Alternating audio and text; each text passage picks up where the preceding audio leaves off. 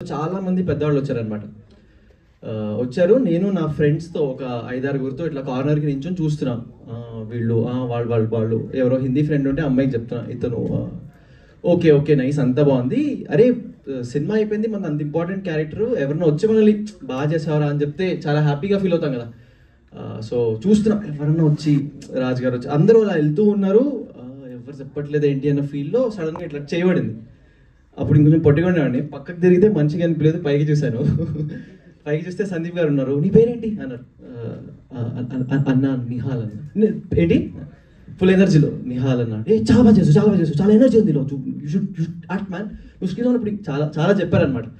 చెప్పి అయిపోయింది. ఆయన మెల్లగా ఇట్లా ప్యాటర్న్ బ్యాక్ చేసి వెళ్ళిపోతున్నారు. వెనకాల నుంచి నా అమ్మాయి ఫ్రెండ్ ఒక అమ్మాయి ముందుకు వచ్చింది. నా గురించి అని చెప్తున్నాం అనుకున్నా. ఇలా ముందుకు వచ్చి, సినిమాల్లో బాగుంటాడు కానీ బయట ఇంకా బాగున్నాడు కదా.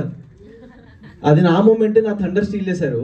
ఇవాళ కూడా నా మూమెంట్, అన్న మీరే థండర్ స్టీల్ చేస్తున్నారు, thank you so much for coming. It means the world. అంటే ఇన్ అ టైమ్ వేర్ అందరూ నేమ్స్ చేంజ్ చేస్తున్నాం, నంబర్స్ చేంజ్ చేస్తున్నాం, బ్రాండ్ చేంజ్ చేస్తున్నాం, కానీ హీ కేమ్.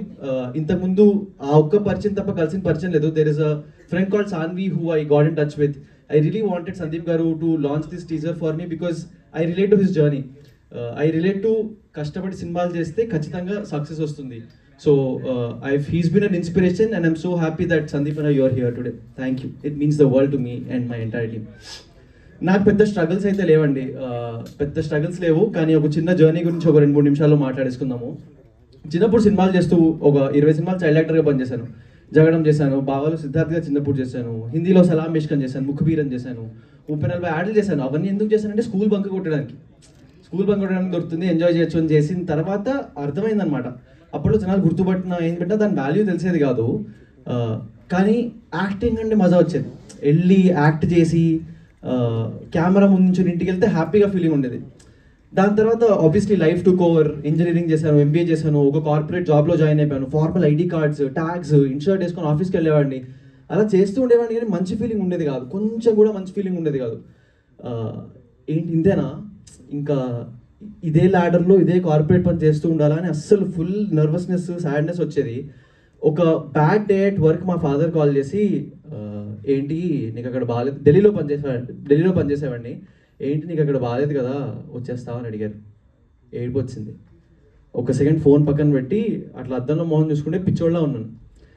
అప్పుడు అనిపించింది అసలు ఒక్కళ్ళు తెలియదు సినిమాల్లో, అసలు ఎక్స్పీరియన్స్ లేదు, కాంటాక్ట్స్ ఉన్నాయో లేదో తెలియదు, కానీ ఒక పిచ్చి నమ్మకం వచ్చేసింది, లేదు అక్కడే చేయాలి, అక్కడే కొట్టాలి అని. బ్యాగ్స్ సర్దేసుకున్నాను. అందుకు కొంచెం స్టూపిడిటీ, కొంచెం ఓవర్ కాన్ఫిడెన్స్ ఇవన్నీ వేసేసుకొని ప్యాక్ చేసుకొని వచ్చేసాను. వచ్చిన తర్వాత నుంచి ఒక 2 years పట్టిందండి చైనా బీచ్ లాంటి సినిమా చేతికి రావడానికి. కానీ ఈ 2 years నేను దారిలో వస్తూ ఒకటే చెప్పుకున్నా, I might not be the most talented గా in the room, but I will be the most hard working గా ఇన్ ద రూమ్. ఇదైతే నేను 100% చెప్తున్నాను.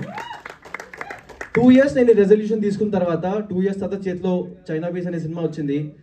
సందీప్ కిషన్ గారు లాంటి గెస్ట్ వచ్చారు. So everything is going on really well. What I'm trying to say is, నిజంగా కలలు కంటే 100% దానికి ఎఫర్ట్ పెడితే అండ్ మిమ్మల్ని ఇంకొకళ్ళు మీతో పాటు మీ జర్నీని అంతే సాలిడ్గా నమ్మితే you can achieve great things. నాకు మా మదర్ అండ్ ఫాదర్ చేశారు, వాళ్ళు ఇక్కడ ఉన్నారు. Can you all please give a big round of applause to my mom and dad. Thank you. ఇప్పుడు చైనా పీస్ గురించి మాట్లాడుతున్నాం.